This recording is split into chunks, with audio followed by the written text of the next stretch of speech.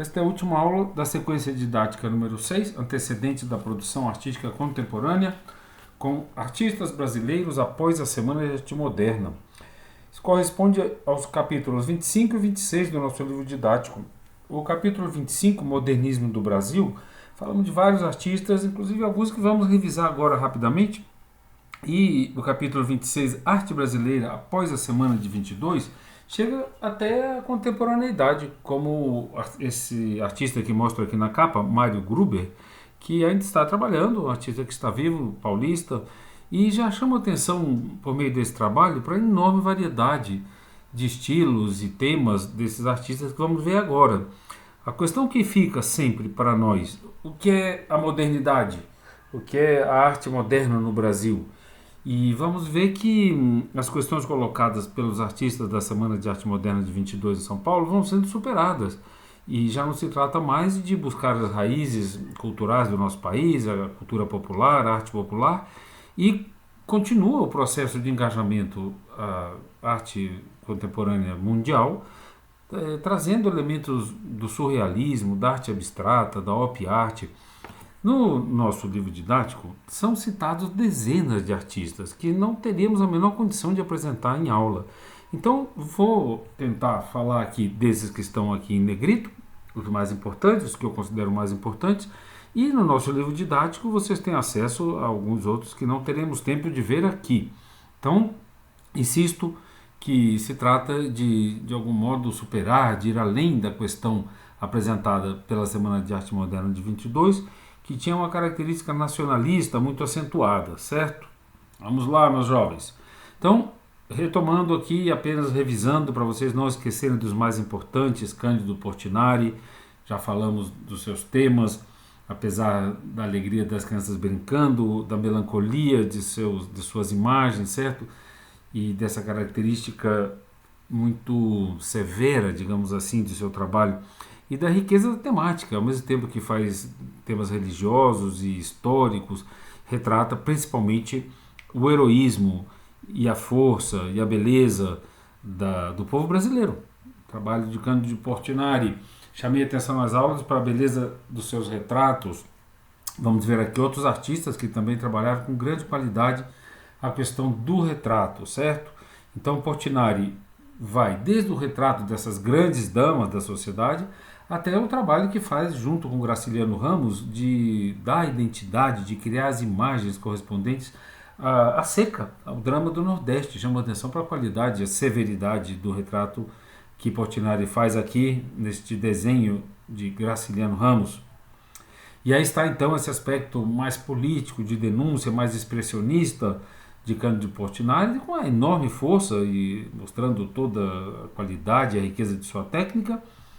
Mas é um Brasil que podemos nos perguntar de que se trata quando representa com tamanha força, mais derivada de uma Guernica de Picasso do que de nossa própria realidade, talvez. E apresentei já como contraste a esse drama de Portinari o trabalho de Cícero Dias, que trabalhou na Semana de 22 também, como diz aqui o texto, participou em 28 do movimento antropofágico, estava no contexto então da Semana de 22, e no seu trabalho expressa essa alegria, de certo modo tropical, sensual de nosso país, certo? Esta aula então pretende continuar mostrando a enorme riqueza desses artistas que buscam cada um ao seu modo expressar o que é a nossa nacionalidade. Essa imagem é muito curiosa de Cícero Dias com Picasso, que é padrinho de sua filha, e falamos que Cícero Dias adere ao abstracionismo na última fase de sua carreira. Então aqui entramos com um artista que vocês ainda não viram, Alberto da Veiga Guinard, num retrato muito impressionante. Vou ler rapidamente o que está escrito embaixo aqui do retrato, de 1940. Guinard nasceu com uma abertura total entre a boca, o nariz e o palato, com o lábio leporino. Seus pais, muito preocupados, o texto que vocês podem seguir aí nas referências menciona, cuidaram dele, viajaram com ele para a Europa, mas ficou órfão de pai ainda menino, e a mãe se casou em seguida com um barão alemão.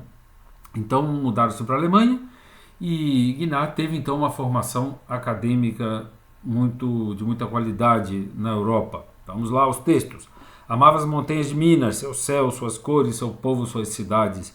Colaborou para a formação de artistas que romperam com a linguagem acadêmica, ajudando a consolidar o modernismo no Brasil. Foi um grande professor, convidado por Juscelino Kubitschek para criar um curso de desenho no Instituto de Belas Artes. Então, uma figura que, além do seu trabalho artístico, é também um grande educador. Há também em sua obra, na fase denominada Lirismo Nacionalista, traços da nova objetividade, que é uma escola alemã, que transpõe os limites do real, buscando impregná-lo de poesia. Vamos às obras.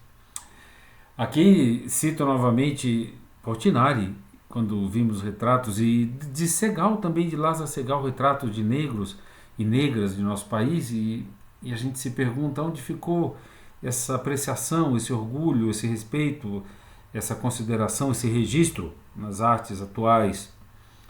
Sempre retratos, os artistas, além de fazer retratos como meio de sobrevivência, no retrato exercitam também suas qualidades como artistas. Vemos essa paisagem atrás do retrato de Dona Felicitas Barreto. E as flores, as naturezas mortas com suas qualidades decorativas.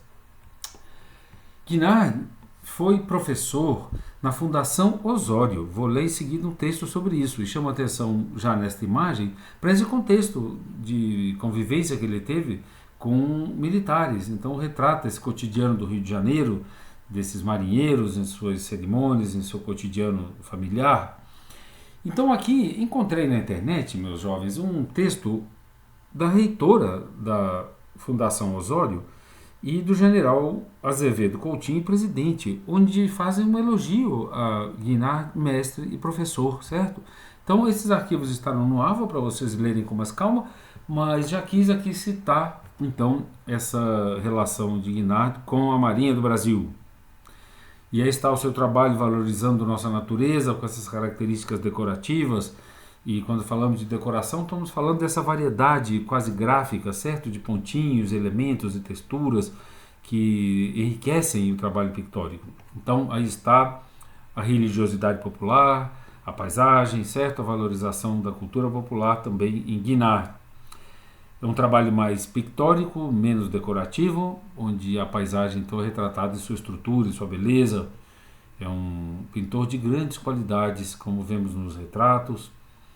Com este trabalho ele ganha um prêmio importante e chama atenção para a paisagem de fundo, certo? Que enriquece então o retrato das duas gêmeas, de 1940.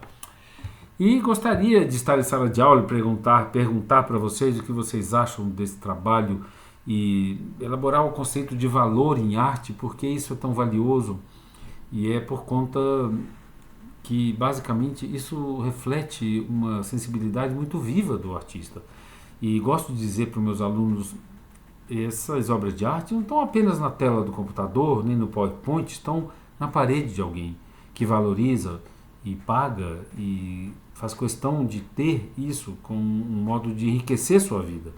Então aí está uma belíssima Serra de Itatiaia, de Guinard, visão de um parque, já uma riqueza quase abstrata, paisagens brasileiras, costumes brasileiros. Vemos que ele é mais lírico, como já falamos, em certa fase ele busca o lirismo, né, a poesia em suas imagens, nessa paisagem quase chinesa, sugerindo esse infinito. Ainda paisagem imaginária de Minas. Temas religiosos, com seu drama expressionista, e um autorretrato que já próximo ao final da vida, de um trabalho fantástico, de um homem que supera as suas deficiências e, além de artista, é um grande educador. Guild já mostrei para vocês nas aulas sobre Semana de 22, vou passar rapidamente, com seu expressionismo, através de suas gravuras, mostrando essa expressão, como o próprio nome diz, o expressionismo sempre reflete uma emoção, uma intensidade, muitas vezes trágica, representando a solidão, certo? E o estranhamento que causam essas paisagens deformadas. Aqui um artista novo, também do contexto da Semana de 22, pintor, escultor, artista gráfico e poeta, Vicente do Rego Monteiro. Sua atuação envolve dança, poesia, tradução, docência e sobretudo a pintura, inspirada pela cultura indígena e a simplificação formal. Vamos ver isso nos trabalhos. Então é muito curioso, porque estamos aqui nos anos 20, mas utilizando uma geometria que ele extraiu, que ele se inspira na decoração dos nossos índios Marajoara e da decoração indígena, certo? Nessa simplificação.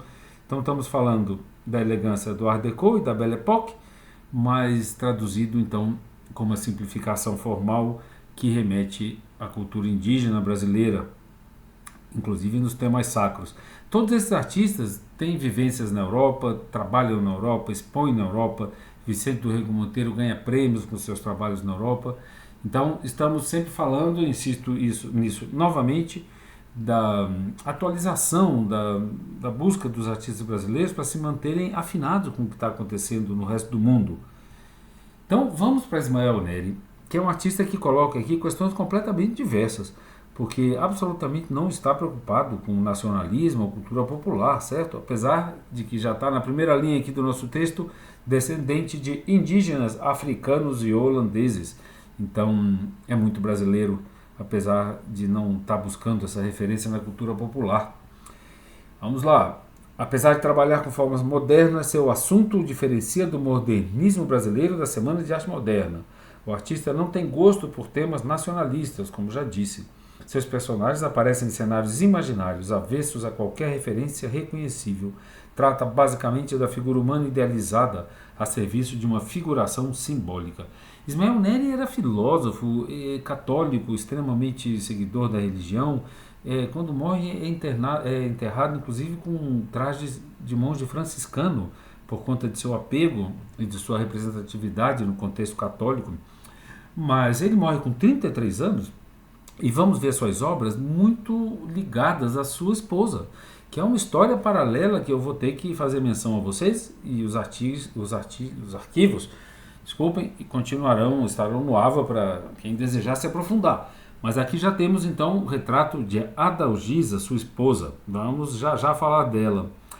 E aqui está um autorretrato como toureiro, com a capa no ombro. Disse que Ismael Neri era muito bonito, e aqui o retrato da sua esposa, Adalgisa, também era uma figura muito bonita. Então há toda uma idealização desse casal, que vamos ver nas obras, que começa aqui em ordem cronológica bastante soturno, certo? Então vai fazer muitos retratos, mas vemos aqui esse expressionismo no contraste extremo de luz e sombra, nesse colorido frio, imaginário. E aí está ele com a Adalgisa, sua esposa, e outro retrato dela, e justamente essa mistura entre os dois, que se reflete ao ponto dele representar aqui à direita um andrógeno. E nos seus textos, nas suas poesias, ele vai mencionar essa busca por uma unidade que de algum modo ele buscou com sua companheira, Adalgisa, que aqui está retratada por Portinari. Vou ter que me referir a Adalgisa, apesar dela não ser pintora, é uma escritora, mas tem uma vida notável. Vamos lá. Aos 15 anos, Adalgisa se apaixonou por seu vizinho, o pintor Ismael Neri, com quem se casou aos 16. O casamento durou 12 anos até a morte do pintor. Tiveram 7 filhos. E com esse casamento ela foi à Europa e se transforma sua casa num lugar de reuniões sofisticadas de artistas. Sua vida foi muito marcada pelo sofrimento. Tiveram 7 filhos, todos homens, apenas o mais velho e o mais novo sobreviveram. E a relação dos dois é muito conflitiva. Ela, nos seus textos, vai dizer que toda a paixão do início se transforma em sofrimento e em conflito e até mesmo em violência no final da vida dos dois juntos, certo? Então, esse texto segue para vocês, mas vou rapidamente mencionar a Adalgisa, quando fica viúva, se casa com Lourival Fontes, diretor do Departamento de Imprensa e Propaganda, o famoso DIP, criado por Getúlio Vargas em seu governo autoritário de 39. Segue com o marido para México, para Nova York, e lá fica amiga dos muralistas mexicanos, de Frida Kahlo, vou mostrar em seguida algumas fotos. E o seu marido se apaixona por outra mulher, Lourival Fontes. Então ela, em razão desse sofrimento causado pelo abandono, de algum modo renega sua obra poética, sua fama, e se torna jornalista, escrevendo sobre política, economia para o jornal Última Hora. E é eleita deputada 3 vezes pelo Partido Socialista Brasileiro e pelo MDB. Em 69 tem seu mandato e seus direitos políticos cassados, envelhece, fica pobre, mora com um filho e abandona esse filho. O filho chega em casa um dia, ela não está, e se interna por livre vontade numa casa para idosos, onde falece alguns anos depois, né? Uma vida notável. Aí está ela, belíssima, ao lado de Frida Kahlo, e aqui com um filho que nos faz lembrar provavelmente a beleza também do pai, certo? Então, um casal extraordinário, e a Adalgisa Neri, escritora, poetisa, política, figura muito interessante, que fica na nossa história. Voltamos então à pintura de Ismael Neri, que está sempre, parece, em busca dessa simbiose entre ele e sua companheira. E nesse autorretrato, onde se mostra como se fosse um russo, né, frente a uma paisagem carioca, está inspirado na obra de Marc Chagall, do qual já falamos quando comentamos o surrealismo. Então a referência é muito evidente, justamente por esse lirismo poético, certo? Essa liberdade surrealista de Marc Chagall, que Ismael Neri, aqui voltando a ele, vai explorar com seus namorados, com Adalgisa e o artista, novamente o tema dele e de sua companheira, e nesse caso, figura com cubos, quase abstrato, no fundo, aqui com esses elementos geométricos. Parece que essa busca por síntese dos contrastes vai além do sexo para as raças também. Então teríamos um branco e uma branca e um negro, um homem e uma mulher.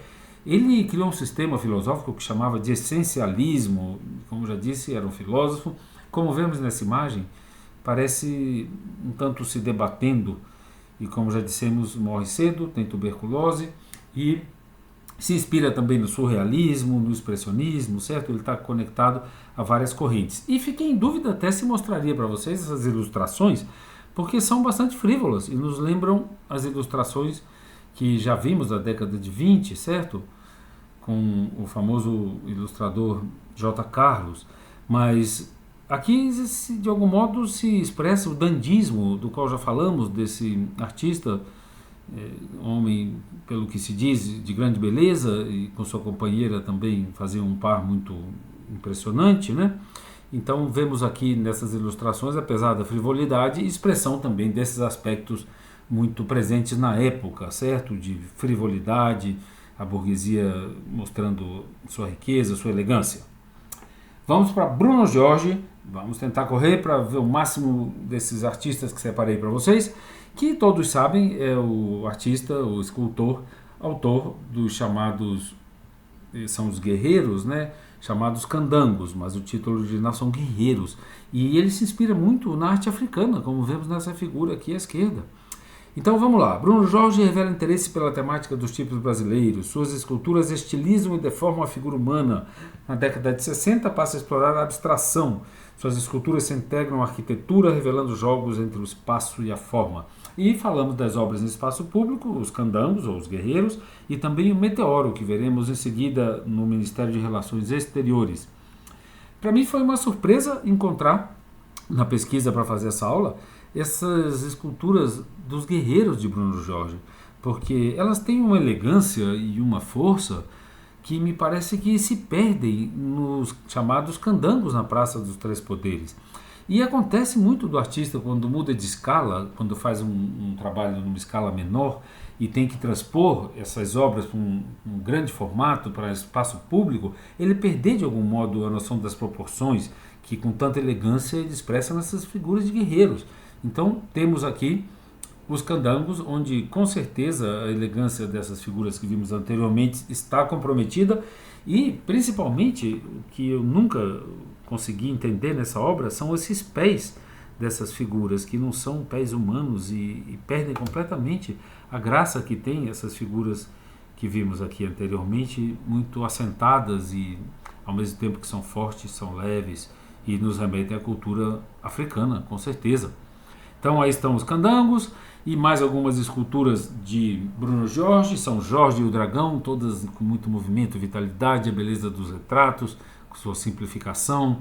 E essa simplificação que vai caminhando já em direção à abstração, com esse torso e essas figuras lutando capoeira. E aqui chegamos então ao gesto abstrato, que de algum modo, por sua elegância, por sua leveza, se tornam obras de arte que enobrecem qualquer lugar onde estejam, por sua inteligência, de algum modo, na composição, sua abstração de extremo refinamento, certo?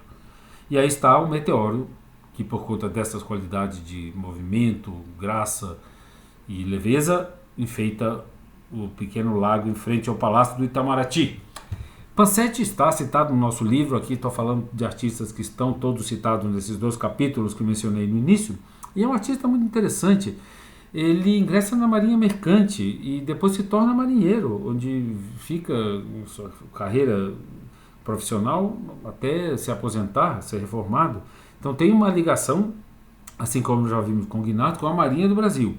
Sua obra é composta por paisagens, retratos, autorretratos, naturezas mortas e marinhas. As marinhas são as mais conhecidas. Aí o vemos pintando ao ar livre. Um autorretrato muito impressionante, me remete aos amarelos de Van Gogh. E a pintura paisagística de Passetti é muito inteligente na sua simplificação. Se vocês percebem como a textura nessa pincelada de espuma, com uma simples pincelada ele reflete toda a textura da espuma, e com uma simples pincelada vital, dinâmica, traduz o que seria as pedras e a areia da praia. Então, a palavra que eu uso aqui para falar de Passetti é de uma inteligência pictórica muito rica, muito grande. E através dessa simplificação está falando da grandeza da paisagem e da riqueza desse contexto naval no qual ele trabalhou, certo? Vamos em frente, um pouco na pressa. Flávio de Carvalho está em nosso livro, é um dos grandes nomes da geração modernista brasileira, arquiteto, pintor, desenhista, engenheiro, cenógrafo, uma obra de muita riqueza, classificada geralmente como expressionista, mas também com aspecto surrealista, muitos retratos fantásticos, como veremos, captando aspectos emotivos e psicológicos, mas também mostrando a sua riqueza, seu estilo pictórico. Ele lançou, e é o que sempre se dá destaque, em 1956, como conclusão de artigos sobre moda, o famoso traje de verão, New Look, especialmente concebido para o homem dos trópicos, com o qual passeou pelas ruas de São Paulo chocando a multidão, composto de uma blusa de manga curta e folgada, um saiote, chapéu de abas largas. Então esse desfile é muito famoso, caros alunos, e já caiu em Enem, vocês devem se lembrar, com questões de difícil resposta. Quando tivemos a oportunidade de fazer aula sobre Enem, eu sempre fazia junto com os alunos a leitura das questões para tentar chegar a uma conclusão sobre a resposta correta. Infelizmente nem teremos esta aula, será apenas videoaula, e não poderemos fazer esse exercício no qual eu lia com os alunos. A imagem permite relacionar como característica dessa manifestação artística o uso da intimidade, da política e do corpo, do público, da ironia e da dor, do espaço urbano, da intimidade e do drama, da moda, do drama e do humor, ou do corpo, da provocação e da moda.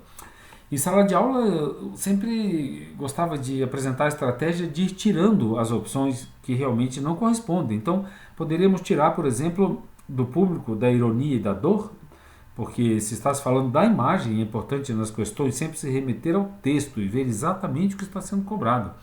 Então está se perguntando, a imagem permite relacionar como características dessa manifestação o uso?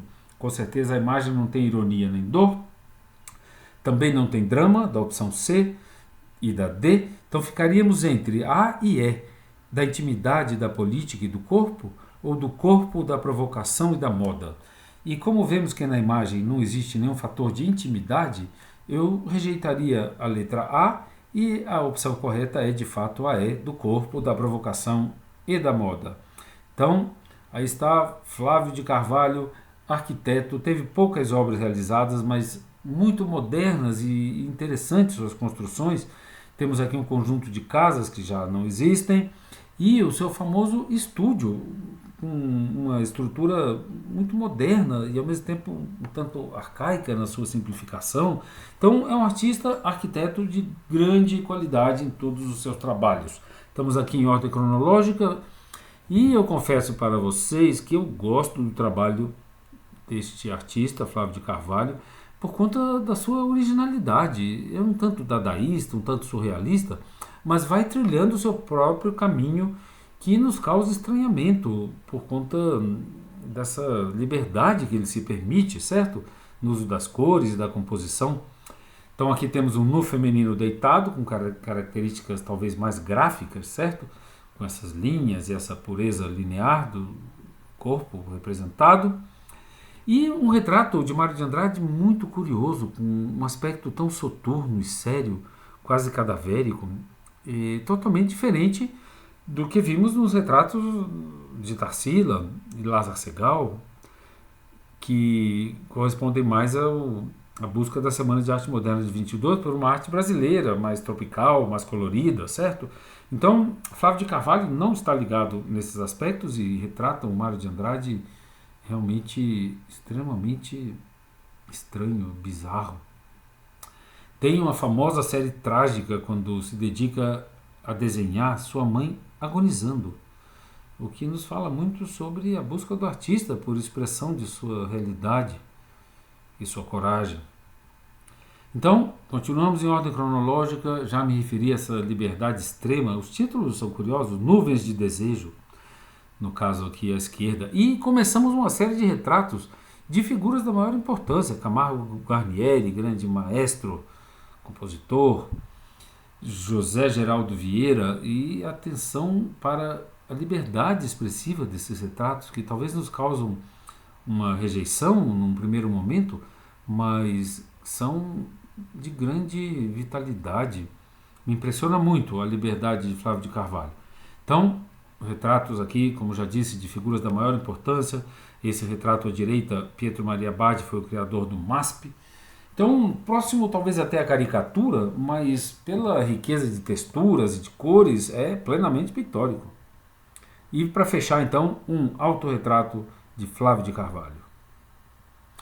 E quero apresentar novamente, para lembrar vocês de um outro aspecto da arte brasileira após a Semana de 22 e em direção à contemporaneidade, que é o construtivismo. E já falei para vocês de Geraldo de Barros, aqui é apenas uma lembrança, grande artista, fotógrafo, designer, que se dedicou à pintura nos seus inícios, à fotografia também, à serigrafia, às artes gráficas, mas se destaca principalmente por seu trabalho como design moderno brasileiro. Essa é a modernidade brasileira refletida em Brasília, com suas características de economia, racionalidade, síntese, falta de ornamento, certo? Mas nesse quadro que vemos na parede, a questão do ornamento se coloca através das cores, certo? E da riqueza da composição, desses cubos que parecem simples, mas que em sua simplicidade obedecem a uma grande riqueza intelectual elaborada, certo? Do design. E estamos chegando aqui ao fim. O nosso livro fala de alguns artistas da chamada arte popular, que se caracteriza pela origem dos artistas, que são de origem popular, mas também pelos temas. Então temos o grande Heitor dos Prazeres, também sambista, compositor, que vai representar em trabalho de grande qualidade gráfico, né? Além de pictórico, gráfico aqui no caso pela linha, você vê a própria ausência de fundo e as figuras estarem sobre esse plano, já nos remete a um trabalho talvez de ilustração, mas mesmo assim pintor com grandes qualidades. E também aqui junto Djanira, com o seu trabalho sintético, mais de temática popular, briga de galo, futebol. E Mestre Vitalino, importantíssimo artista popular citado no nosso livro, que registrou diferentes aspectos da vida do povo nordestino com essa simplicidade, mas extremamente vital e sincero e verdadeiro e dinâmico, certo? Então, Mestre Vitalino, importantíssimo artista popular brasileiro. E para fechar, meus caros alunos, apenas lembrando a vocês que a variedade de estilos e técnicas é enorme. Então temos Mário Gruber, que usei na capa desta aula, com um trabalho muito próximo ao surrealismo, mas ainda com elementos da cultura popular, do carnaval, certo? Marcelo Grassmann, aqui à direita, plenamente surrealista, com referências a mundos medievais.